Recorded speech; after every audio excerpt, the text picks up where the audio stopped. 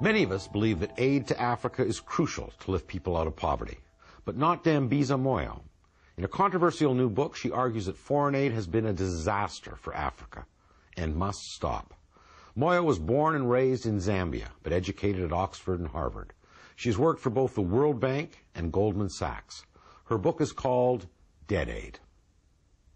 In the West, it's been drummed into us that we have a moral responsibility to provide more aid to Africa. Now, in your new book, you start from the premise that not only is aid not a solution, it in fact is part of the problem. Explain that general thesis for me. The problem is that it is malignant, and the book basically outlines the many, many reasons why it is that aid has failed to deliver on its original promises. So let me just take you a little bit back in history as to what the origins of the aid model are. So the 1950s and 60s were a time when many African countries in particular, but emerging countries in general, were coming out of a colonial period.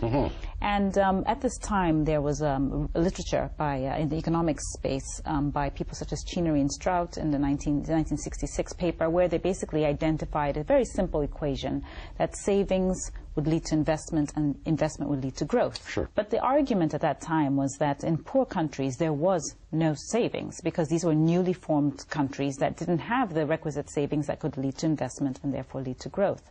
So basically policymakers at the time said instead of savings we'll use aid, and the aid would fuel investment. Surrogate for the savings. Correct. Sure. And aid would lead to investment and that would lead to growth. And the idea was that you would get not only growth, but you would have an alleviation of poverty, because with growth you could then move people out of poverty.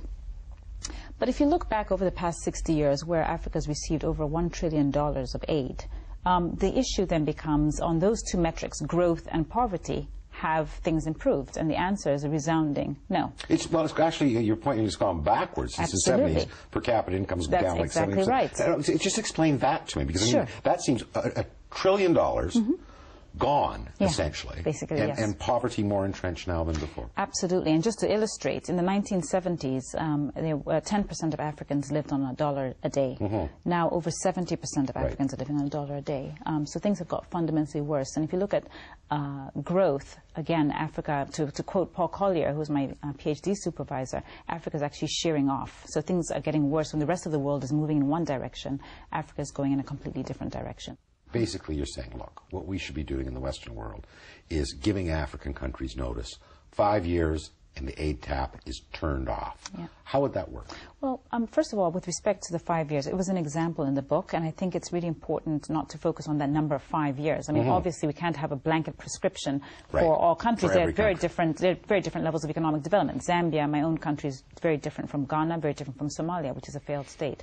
So I think to focus on the 5 years, per se, is to miss the broader point that we do need a finite, transparent exit strategy. The aid programs that have worked, the Green Revolution in India, or the interventions in South Korea, or the aid interventions through the Marshall Plan, have worked, I believe, because they were finite. They were short, sharp, and finite, as opposed to the open-ended commitments that we see in Africa, where governments start to view aid income as permanent income, and therefore do not need to seek alternative ways of financing economic development. And so how would it work? Well, I think we can actually start to think now about how we exit. What sort of things need to be done to actually encourage and foster the other things like trade and foreign direct investment, like the capital markets, to start thinking about how we replace the aid model. And there's a lot of scope for that. I mean, in many African countries, it can take up to 2 years to get a business license. This is not, to me, a suggestion that these are governments that want to see private sector develop. So you think that simply by putting these governments on notice, they would have a salutary effect in its own right? I think it would be. I think if we start saying credibly, and in a way the credit crisis has done that, with America facing 10% unemployment, with Germany facing a 6% GDP contraction this year, countries are just not going to have money. I mean, as I said, the United States is already borrowing from China to sustain itself. It makes no sense for the United States to borrow from China to give Africa aid. There is going to be a contraction in capital, and the United States is going to need to focus on its own people. With 10% unemployment rates, people losing their jobs in the auto industry, people in the United States will demand of their presidency and their administration that they focus on domestic issues.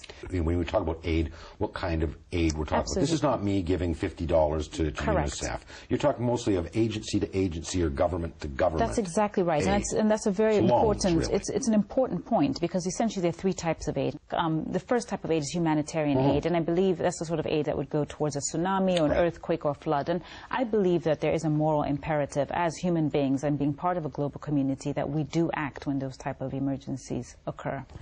So the book is not about that type of aid.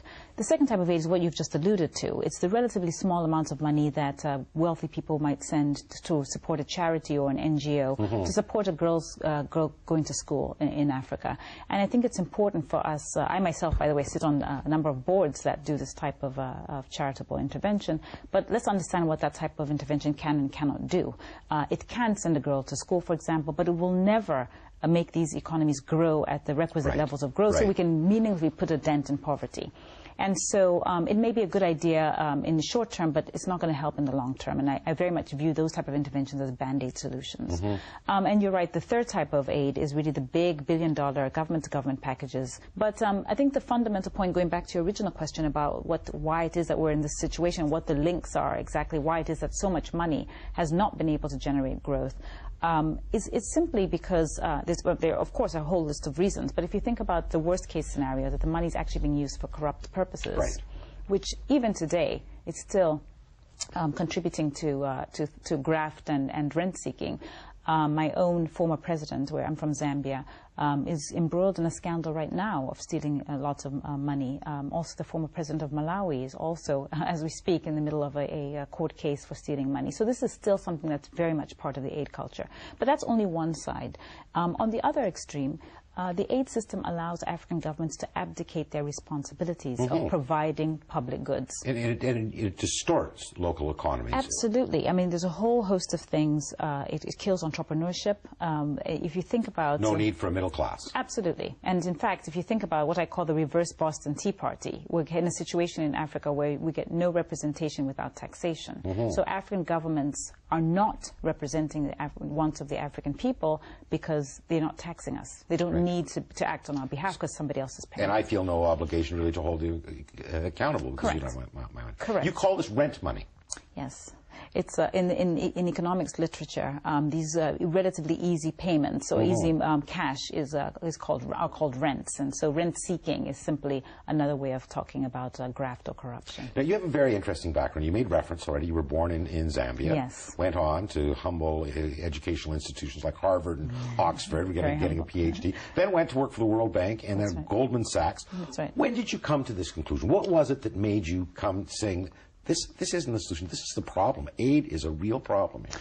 I think the artifacts of aid, things like corruption and bureaucracy and inflation and the fact that Africans are disenfranchised, is something that many Africans grow up with. And I think I only really started to realize that there was one economics model for developed countries and the most rapidly emerging countries like China, Russia, India, even South Africa and Brazil. And a completely different model for Africa when I first came to the United States in North America to do my studies at Harvard and then subsequently to do my doctorate at Oxford. And it's quite disheartening to work in international organizations and to see relatively few Africans. And then you start to ask the question, where are the Africans? Why do we find people in international organizations from all around the world? And you very rarely see Africans in these places. And then you do realize that there's something fundamentally is going wrong. And I spent a lot of time researching this issue. My PhD thesis was looking at savings behavior and how countries actually achieve long-term growth. I feel very privileged to be born and to live in this period because we've also seen China move 300 million people out of poverty. And you also make the point that Africa itself has become, in your words, addicted to aid. That's right. How did that occur? What does that mean? That has occurred over time, and there are a few countries that voted with their feet or managed to escape the drug. South Africa, for example, and Botswana both have not been dependent on aid to the degree that most Africans turned it down, and they've gone what I would consider the road less traveled. In other words, going to the capital markets, and we'll talk about some of these ideas. Yes, for sure. Point.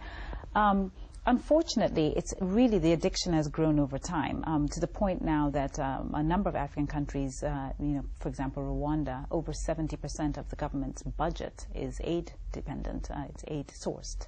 And it's a great tragedy because with that comes the ossification of the civil service and the bureaucracy and the fact that there is really no incentive to seek better alternative ways of financing economic development. And you obviously linked this, you touched on this, but I want to get into a little bit more depth. Also, this culture or addiction to aid, linking it directly to a lot of the corruption we see in government in Africa. And this just outright theft is... Yeah, absolutely. And it's completely accepted and supported. I mean, the most egregious forms of it, of course, are the people like Mobutu of Africa's yesteryear. But it's still happening today.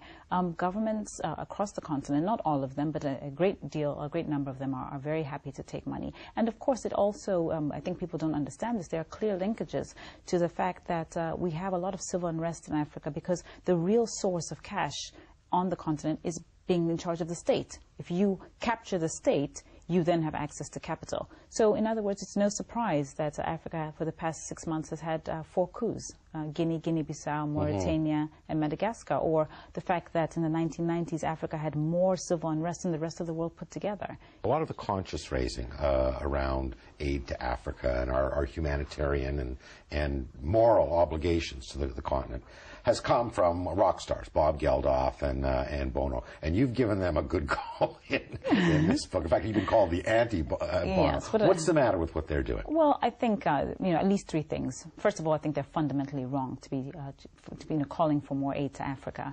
But second of all, they have a platform and clearly many people and a good following globally, and they choose to use that to push a negative image of Africa. They focus on what I call the 4 horsemen of Africa's apocalypse in the book. So they focus on war, poverty, disease, and corruption. And yet there's so many positive things that are happening. And an African woman said to me on my tour, how do they expect us to raise teenagers, young people in Africa with that type of imagery? When they perpetuate that image, it's pretty hard for anyone want to invest. Of course, but that's precisely the point. It's such a negative, all-encapsulating negative imagery that doesn't help in the long term to actually construct real societies. And then finally, I very much view the celebrity culture as an artifact of the aid regime itself, to the point where African governments have essentially taken a back seat and they don't need to go out there and market themselves because, this has created a vacuum, and somebody else has stepped in as the celebrities. And it's a great shame that as a global community we think that is okay. Do you worry at all you could be playing into the hands, given your fundamental premise, you could be playing into the hands of kind of the right-wing elements or miserly governments who, left to their own devices, would say, I'm not my other's keeper and have no interest? Not at all. And I'll tell you why. Because the second half of the book is talking about ways in which we as a global society can actually meaningfully put a dent in Africa's poverty. This book is not saying that the Africa predicament is an African problem. This is actually a global problem. Africa currently, over 60% of the population is under the age of 24. If we don't do something dramatic to ensure that this young population has job opportunities, we'll have many more pirates, we'll have many more terrorists. And that affects everybody and the global construct. And so ultimately, this situation can be remedied only by the participation of all of us as a global community. You do write also about the African countries being more welcoming to direct foreign investment. Oh, absolutely. And you also write about what China is doing in Africa in that regard. Tell me more about that. Well, I think what the Chinese have done in the past decade in Africa has been absolutely tremendous. They have built roads, railways, ports, and laid down infrastructure in places that the West has failed to do in 60 years. The Pew survey, which is one of the think tanks in the United States, did a survey where they went to about 15 countries in Africa, probably with a cynical lens, I would imagine, and they surveyed people in these 15 countries, asking them a whole host of questions. I talk about this in the book. What do you think about the Chinese? Are they better or worse than the Americans? And so on. And consistently and by wide margins, Africans were very supportive of the Chinese in Africa. Yeah, and that would be, that's surprising to a lot of people. What are they doing right that the West doesn't get? It's their attitude. It's their approach. They treat us as equals, at least in their minds, that they're coming to Africa to do business. They're not coming there for goodwill or under the auspices of guilt or pity, which is essentially what the aid model is predicated upon. And they come to do business. And in fact, even in their manner of doing business has changed quite dramatically over time. Originally, it was very much focused on natural resources. Now we're seeing them invest in the banking sector, in agriculture, and so on. And I think, yes, there are issues, certainly with respect to labor standards and environment, and then governance. African governments need to be mindful of that. But it's a policy issue, and we need African governments to act on behalf of the African people. We don't need the Chinese to be managed by the international community.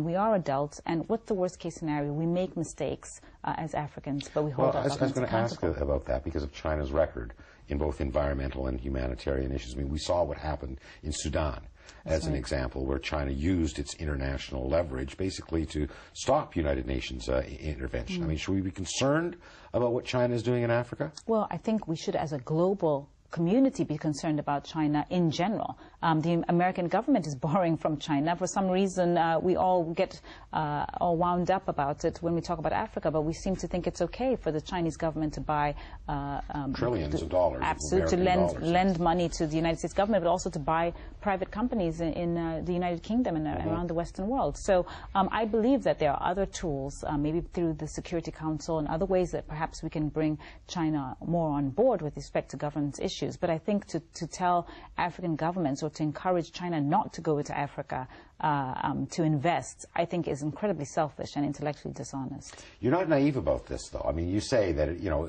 if China really does have a plan for world dominance, it's going to play out in Africa. Oh, I think so. That is where, in terms of food security and arable land, I mean, China's got 1.3 billion people, 7% arable land. They need to feed their people. And natural resources. I mean, few people really recognize how rich Africa is in natural resources. That's right. In many of the key base metals, Africa is the largest producer, and we have the largest deposits. And yes, it should be a concern, but until we get African governments to act on behalf of African people, this is just conversation. Your book is being, you know, received around the world, and to no one's surprise, the development community, who's got a pretty big vested interest in keeping the aid system going, have been screaming like mad. Among them, you know, Jeffrey Sachs, fairly well-regarded guy, he said, if we follow your prescriptions, there will be millions of lives lost. How do you respond to those people? First of all, there have been millions of lives lost already in Africa because of the dishonesty of pushing an aid system, which, as I said earlier, has no evidence of ever working anywhere on earth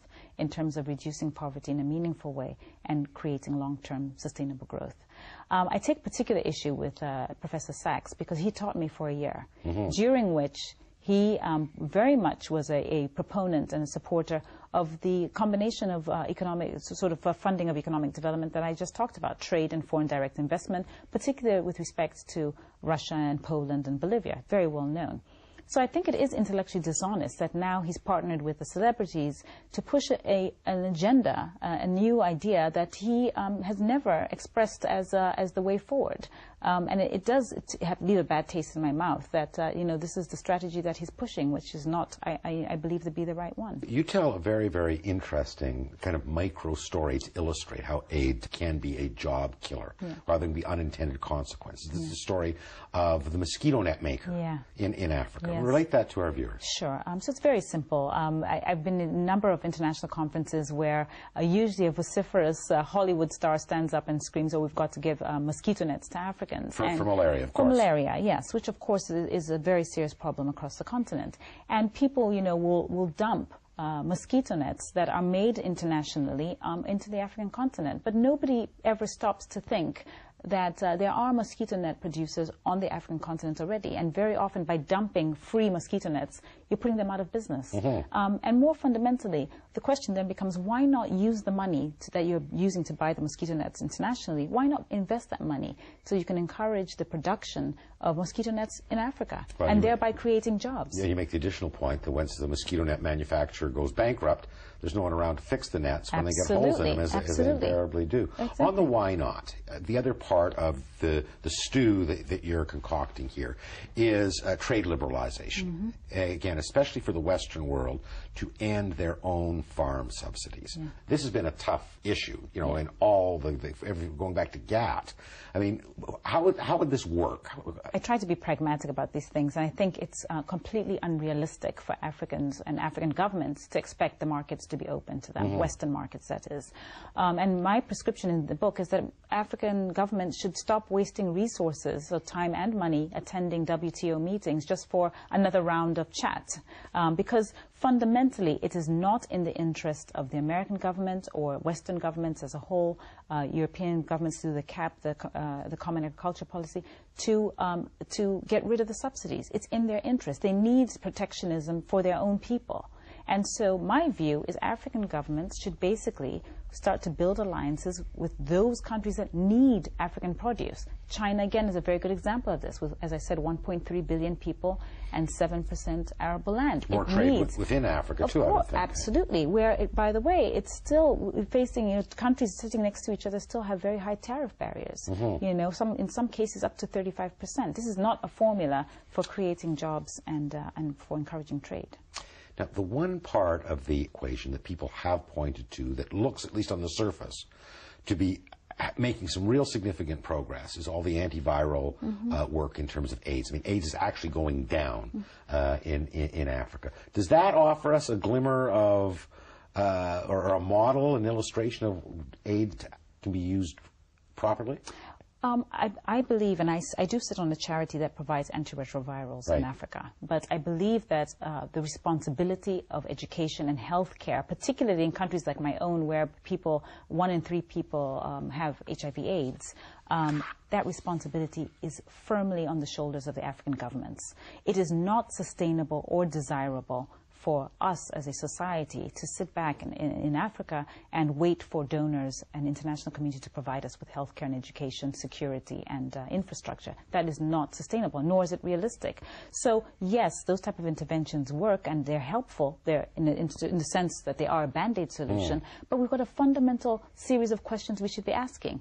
For instance, what happens in 10 years when those NGOs cannot provide HIV drugs to Africa? Do we have a contingency plan? What are African governments doing with the money that they've earned through the commodity boom? What is going to happen in years to come? Are African governments putting in place a plan to make sure that they are going to provide public goods to their people? These are the tough questions we need to ask. It's just not good enough for us to continue to beg or to wait for largesse from the international community to come to Africa. Another problem you talk about, and we'll talk about the prescriptive side in a second, is the banking system in Africa, that there's a very underdeveloped banking system. I mean, one of the points you make is that even expats who are sending money home, that they've got to go through middlemen and lose 20 cents on the dollar, essentially. What can be done to strengthen the financial markets and the banking system in the African countries? Well, here I'll draw on the work of Hernando de Soto, who is a Peruvian economist who's done some amazing work, primarily in his book called The Mystery of Capital. And his main central thesis is that these countries, particularly the most impoverished countries around the world, do not lack capital. They have money. The problem is that it's dead money. In the sense that literally it's dead capital. Exactly. It's sitting in a mattress, and very often because particularly the impoverished people, poor people in these communities do not have title or rights or ownership rights to their land or the assets that they use, the fundamental problem is that they cannot convert that asset that they hold, so the piece of land, into money that they can use to invest. And so I would say that Africa is, that's fundamentally one of the biggest problems in Africa, that we have a lot of amazing land. People are tilling the land, for example, but they also have cows and so on. And unfortunately, because there is this disconnect between the assets that they hold and their ability to collateralize those assets, we're in this cycle where we're not able to create that capital or make that capital live. Like many others, you're a big fan of the whole concept and practice of microcredit. Yes, that's right. For our listeners who might not be familiar with it, first explain what that is and again how it could make a significant difference in Africa. Sure. I mean, essentially, it's got many variations, but the fundamental idea is basically making relatively small loans, for, as I said, as little as $25. To impoverished entrepreneurs. So people who are starting businesses, you lend, I'd say, because that's the operative word, lend the money, and essentially through some kind of trust arrangement or through some kind of collateralization of their businesses, those people can pay the loans back. And this is met with incredible success. I mean, and very, very low default rates. That's the thing I can't get over. Incredibly low default rates, but more so, Muhammad Yunus, who I think most of us would call the godfather of microfinance, he won the Nobel Prize for his ingenious Grameen Bank in Bangladesh. Right. I was just with him a few months ago, and I was astounded to find out that even at the height of the credit crisis in 2008, he was able to raise $1 billion from poor people in Bangladesh. An incredible pickup among women. Absolutely. I think it's over 95% of his cohorts are women. And this is, it has challenges in terms of scalability and how much it can really move people out of poverty. So, for example, some people would argue if people are living on $1 a day, now maybe they're living on $5 a day. But you know what? It's the ingenious and the ingenuity and the innovation that somebody has come up with this that we need to focus on instead of just handing out money as we have in the traditional sense. And I just think it's such a remarkable tool to actually bring capital to most impoverished people around the world. As I mentioned, I mean, the book's being sold and it's being talked about around the world. How is it being received in Africa? Very positively, I'm happy to say. I think Africans in general are very interested to hear a new approach. I think we've had enough 60 years. As I said, we've got a very, very young population that's desperate to be part of the global society. I very much view myself as part of the lost generation of Africans. We unfortunately, are going to have suffered the consequences of the failure of our economic systems. And so we're really now talking about saving the next generation of Africans. I've spent I've had a number of meetings with African leadership, so a number of presidents across the continent, who are also very interested in seeing change. There isn't a pushback among those who have a vested interest in the aid machine? The greatest pushback that I've received is Western NGOs. Is that right? Yes. And in a way, they've used personal attacks. Jeffrey Sachs is a good example of that. They resort to personal attacks. They don't want to discuss ideas. And frankly, I mean, I think just purely on logic and evidence, we have every right as a global society to question the efficacy of the aid model. It has not made things better. And rather than have that debate, they choose to launch personal attacks, and it's a great tragedy. You're living in London now. Would you go back to Africa to start the new banking system? Absolutely. In a heartbeat. I mean, the reason why I live in London is because only by living in an international place, a hub like London, do I get the platform to be here. For example, the reality is if I had written this book and I was sitting in Zambia, I would have had no airtime. And I think these are ideas that we really need to have a debate about at a minimum. And I do think at a time when we have Obama in the White House and we've seen changes in the global economy, it's time to talk about a change to Africa.